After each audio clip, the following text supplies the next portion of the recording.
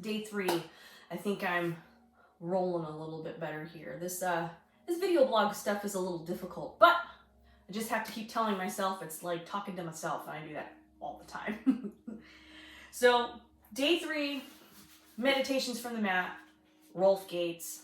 Already, I'm starting to kind of like, the meat of this stuff is actually starting to make a little bit more sense. Not that it didn't make sense before, but it's all kind of starting to gel a little bit more. And it's starting to feel more personal rather than just stuff that I'm learning. So that's good.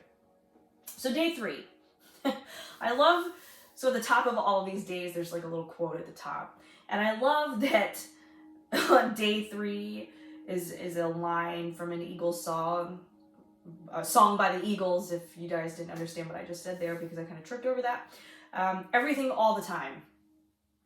So I am a type of person who gets extremely overwhelmed because I kind of overcommit myself regularly. And when I say regularly, I mean like more than once or twice a day. I find myself overcommitting myself to things in my head. Not necessarily like social commitments or, those sorts of things that involve other people. But I do believe that it is possible to overcommit yourself. You wake up, you make your to-do list, and it's 17 pages long. Depending on what those items are on your 17-page long to-do list, you're probably not going to finish all of those things. So I think it's important for me to realize that, you only have so many hours in a day, and,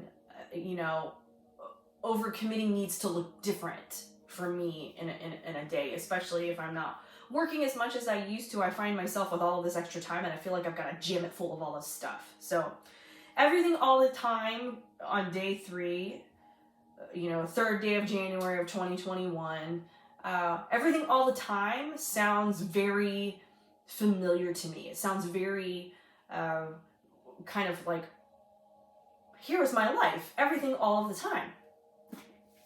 So what he talks about here is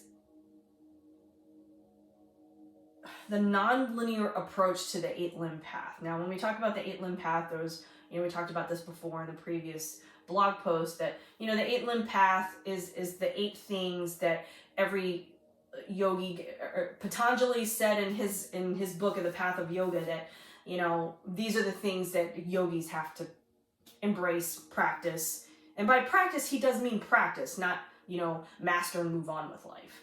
So, I keep flinging this paper out of the front of my journal, but that's okay.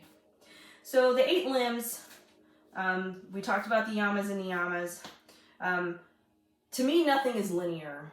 And as I get older, the less and less I see things as linear change. It's not like we do one thing and we move on and we never come back to that. Just like history, it repeats itself. It may not be a linear timeline in a lifetime of one person, but I feel that time on a greater scale is nonlinear. Okay, so we talk about everything all the time. We talked about, or I talked about, the nonlinear part of like the 5 yamas, the outward things that a yogi must embrace. So, just because we're non-harming, it doesn't mean that we're done with non-harming and we'll move to non-stealing, or we're done with non-stealing and when we move to something else. These aren't things that we quit doing in order to move to the next thing. We're always kind of like, when we're non-stealing, we're non-harming. When we're non-harming, we're non-stealing.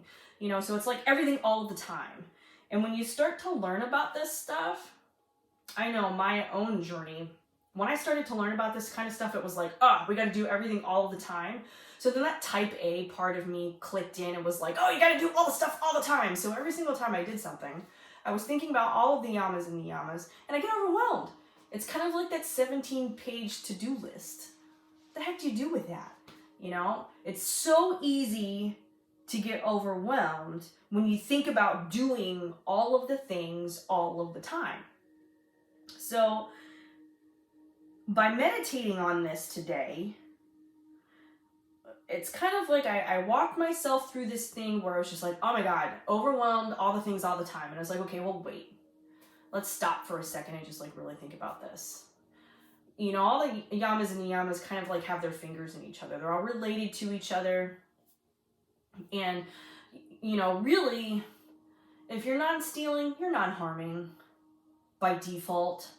You know, just by nature of what those things are. If you're one, you're the other, because they're all kind of like intertwined and they're all related to each other. So technically we could be doing yoga all the time, like, you know, drinking this tea. How is that non-harming or non-stealing? Well, I'm not really stealing. I'm not stealing time from myself because I'm taking a second to do something I enjoy to do by drinking the cup of tea, but I'm also, you know, mindful about the tea bag that I buy, or, you know, mindful of, you know, how I prepare it, or, you know, or things like that. So even the most simplest thing that we do in a day can be yoga. I mean, yoga is a practice. It doesn't necessarily have to be just the asana that we perform in a yoga class. You know, Patanjali says that's only one part of yoga, that, you know, asana isn't yoga on its own by itself.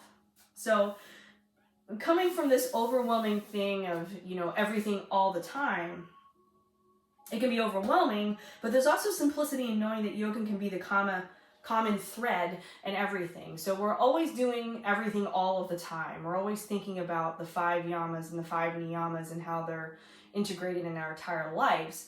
But while on the surface that can be really overwhelming for me, I think there's also a stillness and a mindfulness in taking it just a step further and looking at it like, oh, well, there's a common thread in everything. So you can get really, really good at it. You know, we can become experts in practicing these things and everything that we do. And then, you know, eventually doing everything all the time won't feel so overwhelming. You know, I mean, and that's the achievement, as we call it, of the yogic path to, you know, that self-actualization, or, you know, that we're taught in elementary school that you need to move towards, you know, that sense of self that we're moving towards by, you know, practicing all these 8 limbs. So yeah, everything all the time. Bring it on.